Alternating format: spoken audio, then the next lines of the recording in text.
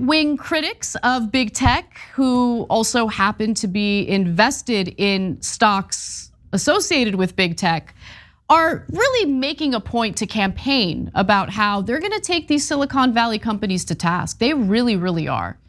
And I think this story is an instructive one. I think it's an important one because it'll help you be savvier in sussing out who's real and who's full of it when they're running for any elected office. What are their financial motives? You don't really have to do any speculating about what's in their heart or what's in their mind. You can just take a good hard look at their behavior. And in this case, we got a ton of GOP candidates who claim that they're going to regulate or break up Silicon Valley companies while simultaneously investing significantly in those companies. So let's start off with the great state of Ohio. In Ohio, former state GOP chairwoman Jane Timken has called big tech an arm of the Democrat Party and said that their immunity privileges must be stripped. In May, after Facebook said it would keep former President Trump's account suspended until at least 2023, she said the censorship of conservatives must end. It must end. Now, I'm sure she puts her money where her mouth is, right? I mean, she disagrees with the business activities, the behavior over at Facebook, which makes it a little strange that she's spending quite a bit of money investing in the company. So Timken, who is running in a GOP primary to succeed retiring Senator Rob Portman, holds stock valued at between $800,000 and $1.6 million in Google, Facebook, and Apple through herself and her family, according to her financial disclosure reports. So why do I share that with you? It goes beyond saying like, oh, look at the hypocrite, which sure, that's a perfectly fine point. I think it's a boring point though. I think what this is really about is how we have all this political theater going on, and I'm so sick of it, and I'm tired of Americans falling for it. Homegirl isn't gonna do a damn thing about Facebook. You know why? Because that would hurt her financial health. That would hurt her investment. And it's a significant investment. $800,000 to $1.6 million. It's a lot of money to invest in companies that you're vociferously speaking out against, please. There's another example. Businessman Jeff Bartos, who is running to fill Senator Pat Toomey's seat, has tweeted about the need to fight back against big tech's aggressive silencing of conservatives and that big tech must be reined in.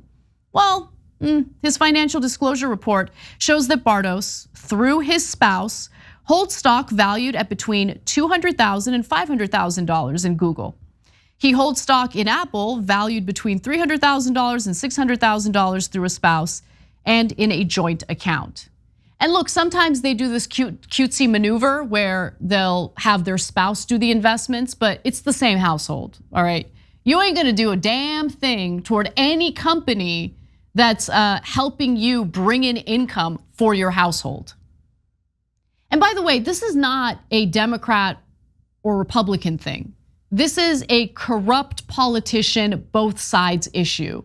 We've been talking about members of Congress, both Democrats and Republicans, investing in individual stocks, and we've talked about how they consistently beat the stock market as if they're like these genius investors who somehow know better than well, they do somehow know better than everyone else. They're privy to information that we're not privy to.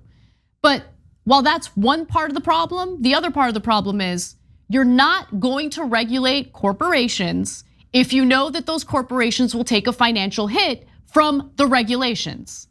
That would mean that the value of the shares you've invested in would take a hit. You would lose money. Who would be dumb enough to do that? So again, this isn't about speculating about hearts and minds. It's about looking at incentives and disincentives. This system is sick. If you want to be a public servant, then you should be a public servant. Public servant means you're making sacrifices for the greater good. You're making sacrifices because you're wanting to represent the best interests of your fellow Americans. That's what a public servant does. That's what a public servant should believe. But what this system does is it encourages the worst people in society to look at elected office as an opportunity to cash in. They see it as a good business move for themselves. Like, that's the problem. It attracts the wrong kinds of people. They should not be allowed to invest in individual stocks, period. Now here we're talking about candidates. If you're a candidate, you can go ahead and invest in whatever you want. But don't be invested in companies that you're then gonna pretend like you're gonna regulate or do something about. It's nonsense, they're not gonna do a damn thing. Now, going back to Jeff Bartos, he's the one who's running to fill Pat Toomey's seat. He defended his investment, saying this: "If anything, it proves I'm not afraid to state my convictions, even if it's against my financial interests. I can advocate for policies that I think are right. As a shareholder who owns stock, I believe that the company needs to change for the better." Yeah, except talk is cheap, and we've all experienced that.